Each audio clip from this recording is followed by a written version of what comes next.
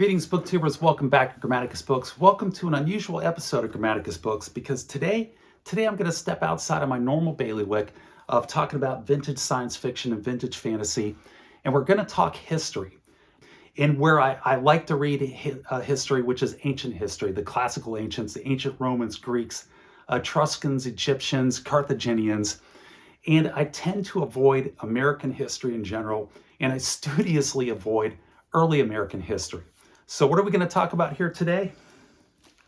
We're going to talk about The Island at the Center of the World by Russell Shorto, published in 2004, the earliest of early American history that you could possibly read about from a European perspective. Now, if I don't like early American history, and I tend not to, why did I read this book? Why am I reviewing it? Quite simply put, because this book is wonderful. It is a delightful read. It's an important book as well. And this book has won so many accolades that if I were to sit here and try to recite them all, we'd be here for 5 minutes. But suffice it to say that when Russell Shorto published this book, it was so important. Not only did he win all of these accolades and have it be a New York Times bestseller, but the Dutch knighted him for his writing of this book. Yes, he attained knighthood by writing this book here, which is one of the reasons that I picked it up and read it, and I'm glad that I did. So Russell Shorto, what is he positing in this book? What is this book about? It is about the settlement of the Manhattan Island by the Dutch in the early 1600s, the founding of Dutch Manhattan and the colony of New Amsterdam. And it is the earliest colony to be founded there upon the New Americas. It was founded only 3 years after the Puritans arrived on Plymouth Rock. And what Russell Shorto is positing here in his book, the main political thesis that he's putting forward is that that colony, that original Dutch Manhattan colony, had an enormous impact upon the character of the 13 colonies in terms of influencing it and having them be liberal democracies with tolerance, capitalism, and diversity, and that impacted the character of those 13 colonies. It shaped the character of those following 13 colonies in the United States, or what would become the United States, and it shaped the liberal outlook and the liberal politics of the United States of America. Now, a lot of historical authors, they like to go back and they like to reinterpret the historical evidence, reinterpret the archaeological documents and the archaeological finds, and put their own spin on things. But that is not what is going on here with Russell Shorto in this book that he publishes in 2004. Instead, Russell Shorto is making use of a treasure trove of first-person accounts of Dutch Manhattan that came to light recently, or at least recently before he wrote this book, which is over 20 years ago, that he made use of, where he is able to give you an enormous amount of historical detail from first-person accounts and show how that, in fact, shaped the character of the 13 colonies in the United States of America. So where did this treasure trove of documents come from, you ask? Well, in 1960, an archivist is going through the records of the New York State Public Library, and he stumbles upon these 12,000 pages of documents that are from the Dutch colonies.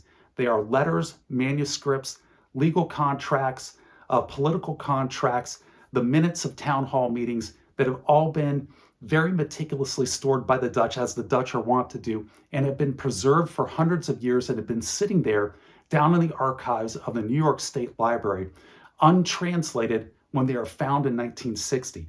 But they have a problem. These documents are all written in archaic Dutch script, and there are very few people left on the face of planet Earth who can actually translate archaic Dutch script as opposed to printed Dutch. Even in the Netherlands, there is a very limited number of people who have that skill. So they couldn't get them translated until right around 1980. And in 1980, the archivists who have control of these documents, through just a stroke of providence, and I do mean providence in the very literal sense of that word, encounter an individual who not only who has the skill, but has the time and inclination to sit down and spend literally decades translating these documents. And that story is included in here in its entirety, and it is every bit as interesting, it is every bit as engaging as the history of Dutch Manhattan in the 1600s is. It's a fantastic story that makes this book just all the more enjoyable. So the book itself takes those documents and it goes into all the interactions through the eyes of these individuals who are writing these documents. And Russell Shorto brings them to life, and he does so with an unflinching gaze, a critical eye that looks at the good, the bad, and the ugly, all of it all together of these Dutch settlers. And it turns that same critical eye upon the Native Americans that they're interacting with there on Manhattan, with that same critical gaze, looking at the good, the bad, and the ugly of the Native Americans as well, and how they had this social interaction, and how the Dutch wound up in possession of the island of Manhattan. And it contradicts the story, the traditional story as to how the Dutch bought Manhattan and what the Dutch relationship was with the Native Americans who were there in that area when they moved in. And it's a fascinating story. And this is a story that's told through the eyes not only of the Dutch political leaders, but these letters and these correspondence and these legal contracts. They relate this story through the eyes of its directors, of its governors, of its attorneys, of its leading businessmen, but all the way down the social ladder to the smugglers who were working in and out of this region and area, and even the street prostitutes who were employed there in New Amsterdam in the early 1600s, which just makes it that much more interesting of a book to read, and a great read that I do highly recommend. Now, the overarching story that ties all these individual stories together is the political conflict that's going on in New Amsterdam and Dutch Manhattan between two of its leading political figures. And the first one is Peter Stuyvesant, who is the director of the colony in the early days, and he is an autocrat. He is an authoritarian. He is all for old Europe and the old European aristocracies, and he wants a very authoritarian view and an authoritarian governance of the island of New Manhattan. And he is being opposed by Adrian van der Donck. And Adrian van der Donck is a liberal attorney who is his political opponent and is dogfighting with him here throughout the decades here in Dutch New Amsterdam. And it is Adrian van der Donck whose views prevail, who politically prevails over Peter Stuyvesant, and he preserves that character of democracy, of tolerance, of diversity, and free-flowing capitalism that shapes Dutch New Amsterdam. And then that goes out and forms the character of the 13 colonies and has had such an impact on us here in the United States of America today. And it's why this book is so fascinating. It's why I recommend it highly.